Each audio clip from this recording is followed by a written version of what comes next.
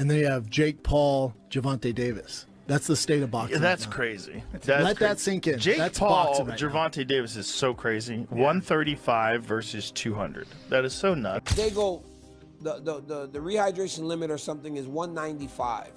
And he goes, wait, I thought it was 190. Dean, that's bad. Because you know what that tells me? That tells me that even he recognizes that he's too big for him. Yes. He recognizes that he's too big for him. One thing that is not the common thing to have in a contract if I'm Tank. A ladder. A ladder. Can I get a ladder? Somebody? You know what I mean? Hey, look, all kidding aside, if he hits him on the chin the way he can punch,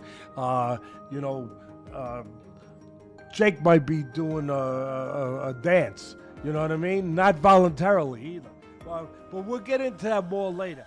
070890 on a recent podcast, Joe Rogan dissected the highly anticipated Jake Paul vs. Gervonta Davis showdown, warning, this could get ugly.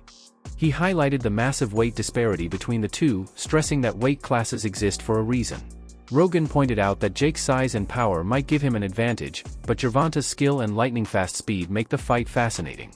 Still, he cautioned that the physical mismatch could make the bout dangerously one-sided. My opinion is, I just want to say, in case someone calls me into court, I'm a fucking idiot and I don't know nothing. And don't take my advice. I love the Saudis. Don't take my opinion. I love the Israeli government. I love everybody. That had nothing to do with them. That was Jake Paul promoting it. You know, it's just doesn't bother me. There's compromising the sport, and that's like bad. It's just like if I bet on it, watching it with people who are so in on it, and then also man, the sports betting apps, they introduced like chat apps in them in Australia, so it's like they're trying to take the place of social media companies where you go together and you meet your friends. Like betting should be exciting enough without having a weird. They're just trying to draw you in. They're just trying to make money, right? So they're trying to draw you in.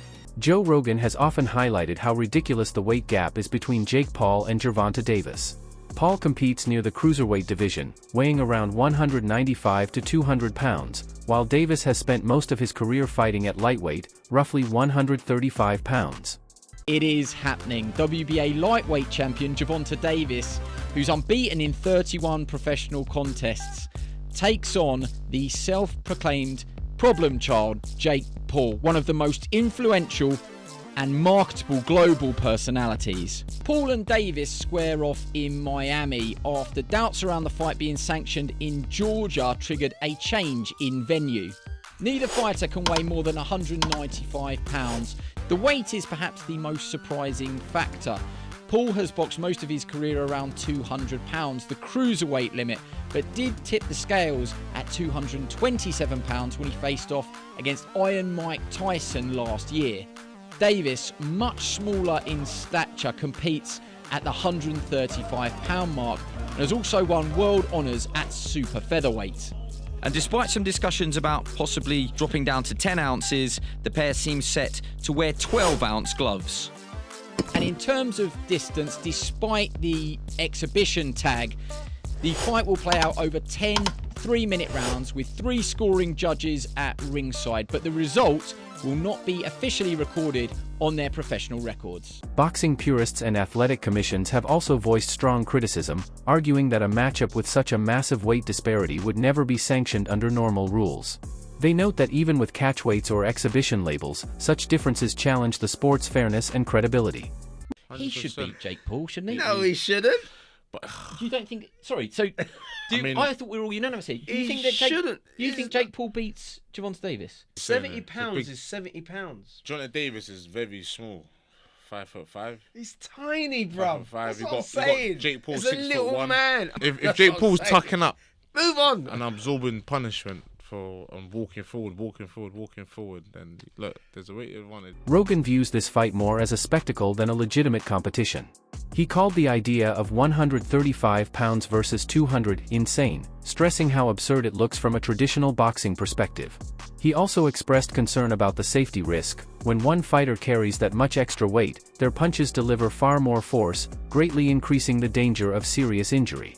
No matter how skilled the smaller fighter is, the size gap makes them far more vulnerable.